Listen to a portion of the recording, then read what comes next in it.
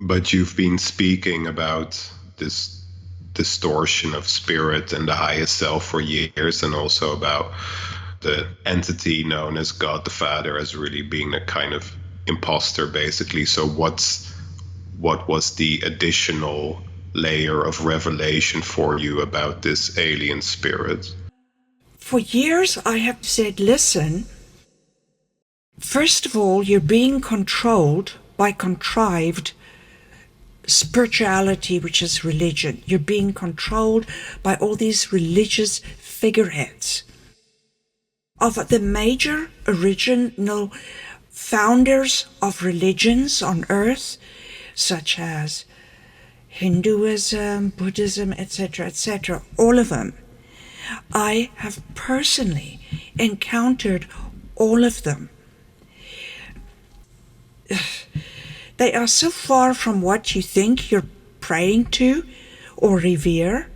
They are far from that. Because religion has been the way of controlling mankind. Put something on a pedestal and a religion forms around it. So, number one, I've said it isn't to your best interest. Spirit will not advise you. There is something called spirit, but for years on my own, I've been trying to figure it out. However, what I've said publicly is it doesn't have your best interest in mind. You know best. Listen to the inspiration of your heart, because then, and not just the heart's desires, the inspiration, because then you're listening to the infinite's voice.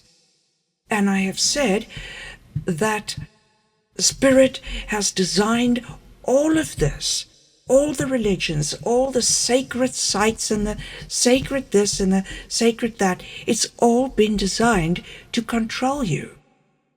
New Age movement has become another religion. And so we have to be extremely cautious, because we have to define what is holy.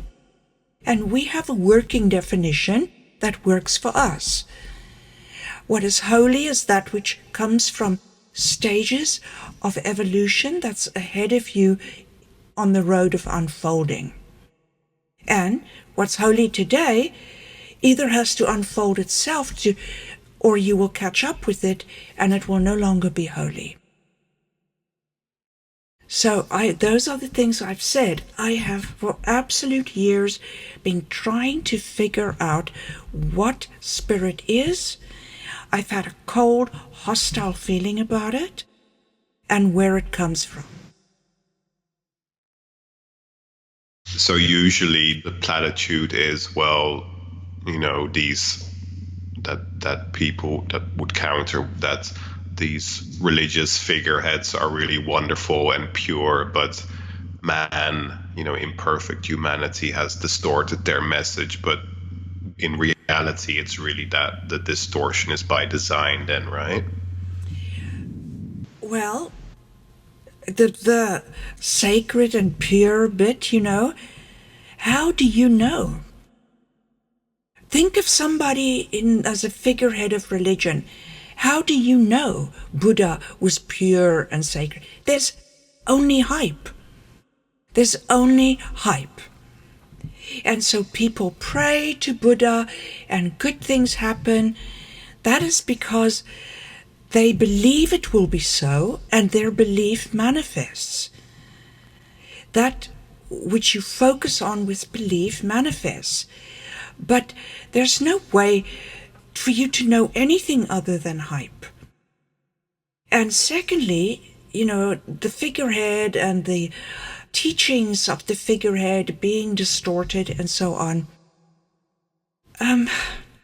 Even if it isn't distorted, even if it is the teachings, consider that it is still programmed behavior of how you need to live, what is wrong, what is right.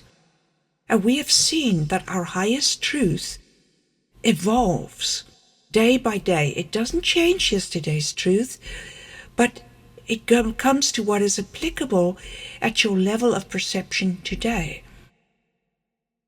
So it's still programmed. And we get completely imprisoned by programmed belief systems. We know that.